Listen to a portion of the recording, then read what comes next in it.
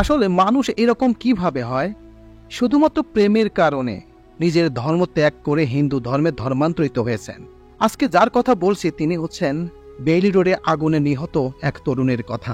তিনি নাকি শুধুমাত্র প্রেম করার কারণে, শুধুমাত্র প্রেমের কারণে তার ধর্ম ত্যাগ করে তিনি হিন্দু ধর্মে ধর্মান্তরিত হয়েছে। কিন্তু তার বাবা মা এটা স্বীকার করছেন না যে না, তার মেয়ে এখনো মুসলিম ধর্মে ধর্মান্তরিত আছে।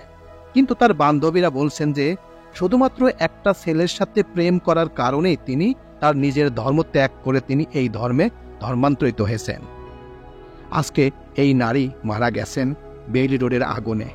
তার লাশ নিয়ে চলছে বিভিন্ন ধরনের আইনি, বিভিন্ন ধরনের কৌতূহল, বিভিন্ন ধরনের সমস্যা। আসলে এই নারী কি আদেও হিন্দু ধর্মে ধর্মান্তরিত হয়েছেন নাকি? হ্যাঁ ভিউয়ার্স, সেই বিষয়ের উপরে চমকপ্রদ কিছু তথ্য এখন আপনাদের সামনে শেয়ার করব। তো চলুন মূল ভিডিওতে চলে যাওয়া যাক।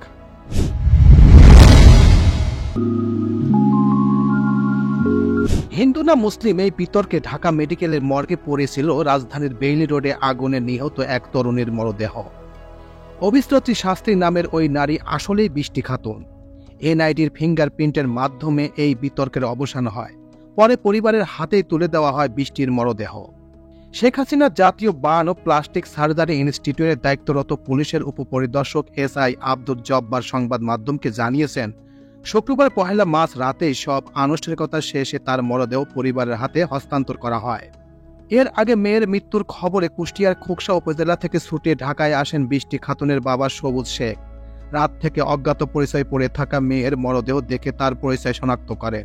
তবে এরপরে বাধে বিপত্তি। মরদেহটি দেখে তার সহকর্মী পরিচিতরা দাবি করেন নিহত তরুণীর নাম অভিশ্রতী শাস্ত্রী, সনাতন ধর্মের অনুসারী তিনি। তবে তাদের এই দাবি কোনোভাবে মানতে নারাজ বাবা পরিচয় দেওয়া মুসলিম ধর্মাবলম্বী সবুজ শেখ।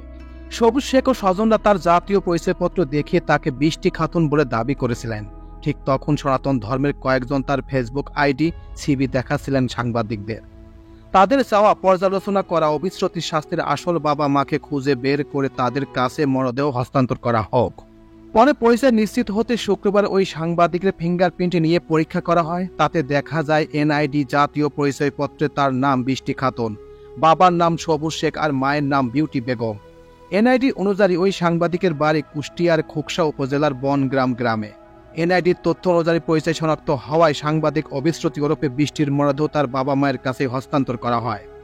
উল্লেখ্য, বৃহস্পতিবার 29 ফেব্রুয়ারি রাতে গ্রিন কোজি কটেজ নামের 7 তলা ওই ভবনের 2য় তলায় কাশি ভাই রেস্টুরেন্টে আগুনের সূত্রপাত। আগুন লাগার কিছু সময় পরে একটি গ্যাস সিলিন্ডার বিস্ফোরিত হয়, আগুন ভয়াবহ রূপ ধারণ করে। 2 ঘন্টার চেষ্টা চালিয়ে ফায়ার সার্ভিসের কর্মীরা আগুন নিয়ন্ত্রণে আনেন। ফায়ার সার্ভিস সূত্রে জানা গেছে রাত 10:15টার দিকে বেইলি রোডে অবস্থিত কাশি ভাই রেস্টুরেন্টের নিচতলায় আগুন লাগে। গ্যাস সিলিন্ডারে লিকেজ জনিত ত্রুটির কারণে আগুন লেগে থাকতে পারে বলে রেস্টুরেন্ট কর্মরত কর্মচারীর মাধ্যমে তথ্য পায় তারা। রাত 9:56 দিকে সর্বপ্রথম ফায়ার সার্ভিসের একটি ইউনিট ঘটনাস্থলে পৌঁছে, পরে একে একে যোগ দেয় আরও 12টি ইউনিট। কিন্তু এর আগেই ভবন জুড়ে আগুনের ধোঁয়ায় ছড়িয়ে পড়ে। তখন জীবন বাঁচাতে সবাই দিক বিদিক ছোটাছুটি করতে থাকেন। ভবনে আটকে থাকা লোকজনদের অনেকেই ছাদে আশ্রয় নেন। প্রত্যক্ষদর্শীরা জানান 2য় তলায় আগুন লাগার পর তা উপরের তলাতে ছড়িয়ে পড়ে। আতঙ্কিত লোকজন উপরের দিকে উঠতে থাকে। এই সময় ভবন থেকে তাড়াহুড়ো করে নামতে গিয়ে কয়েকজন আহত হন। তাদের মধ্যে 12 জনকে ঢাকা মেডিকেল কলেজ হসপিটালে ভর্তি করা হয়। অগ্নিকাণ্ডের শেষ খবর পাওয়া পর্যন্ত 46 জন নিহত হয়েছে বলে সাংবাদিকদের জানিয়েছেন পুলিশের মহাপরিদর্শক চৌধুরী আব্দুল্লাহ আল মামুন। এর আগে স্বাস্থ্যমন্ত্রী ডক্টর সামতুল্লাহ সেন 44 জন নিহতের কথা জানান। এর মধ্যে ঢাকা মেডিকেল কলেজ হসপিটালে 33 জন, শেখ হাসিনা বার্ন ইনস্টিটিউট 10 জন এবং কেন্দ্রীয় পুলিশ হসপিটালে 1 জন নিহত হয়। নিহতদের মধ্যে নারী শিশুর সংখ্যাই অনেক। আহতদের মধ্যে ঢাকা মেডিকেল কলেজ হসপিটালে 2 জন এবং শেখ হাসিনা জাতীয় বার্ন প্লাস্টিক সার্জারি ইনস্টিটিউটে 8 জন ভর্তি হয়েছেন। বার্ন ইনস্টিটিউটে ভর্তি 8 জনের অবস্থা আশঙ্কাজনক বলে চিকিৎসকরা জানিয়েছেন। তো এই ছিল মোটামুটি আমাদের আজকের প্রতিবেদন। উপরোক্ত প্রতিবেদন থেকে আমার একটা জিনিসই বুঝলাম যে অভিশ্রতী শাস্ত্রী অর্থাৎ বৃষ্টি খাতুন, তার বাড়ি কুষ্টিয়া জেলার খোকসা।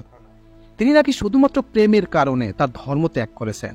শুধুমাত্র প্রেম, একটা হিন্দু ছেলের সাথে প্রেম করেছেন বিধায় তিনি তার নিজের ধর্ম অর্থাৎ মুসলিম ধর্ম ত্যাগ করে তিনি এই ধর্মে ধর্মান্তরিত হয়েছেন। আমি তো মনে করি এই নারীর কারণেই বোধহয় এখানে আগুন ধরেছে, কারণ তার ধর্ম ত্যাগ করে তিনি এই ধর্মে এসেছেন।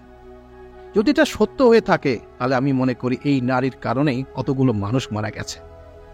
এখন আপনি বলতে পারেন যে এটা আপনি কিভাবে বললেন, এটা তো মহান আল্লাহ তাআলার বিষয়, এটা আমিও বুঝি, কিন্তু এমন কিছু পাপ আছে যে পাপগুলো আল্লাহ তাআলা এই পৃথিবীর মধ্যে দিয়ে যায়। কারণ আপনি আপনার নিজের ধর্ম ত্যাগ করে অন্য ধর্মের ধর্মান্তরিত হয়েছেন এবং সেই নিজের ধর্মকে আপনি ঘৃণা করে অন্য ধর্মে ধর্মান্তরিত হয়েছেন। আমি মনে করি এটা একটা জঘন্যতম পাপ, আর এই কারণেই আমি মনে করি এখানে আগুন ধরেছে। আমি বিভিন্ন হাদিসে বিভিন্ন জায়গায় শুনেছি যে একটা আগুন বা একটা কিছু লাগে কখন জানেন? তখনই আগুন লাগে যখন একটা দেশ কিংবা একটা এলাকা প্রচুর পরিমাণ পাপ কাজ হয়। আমি মনে করি এখানে কিংবা ওইখানে এমন কিছু পাপ কাজ হচ্ছিল, সেটার জন্যই মহান আল্লাহ তাআলা ওখানে আগুন লাগিয়ে দিয়েছেন।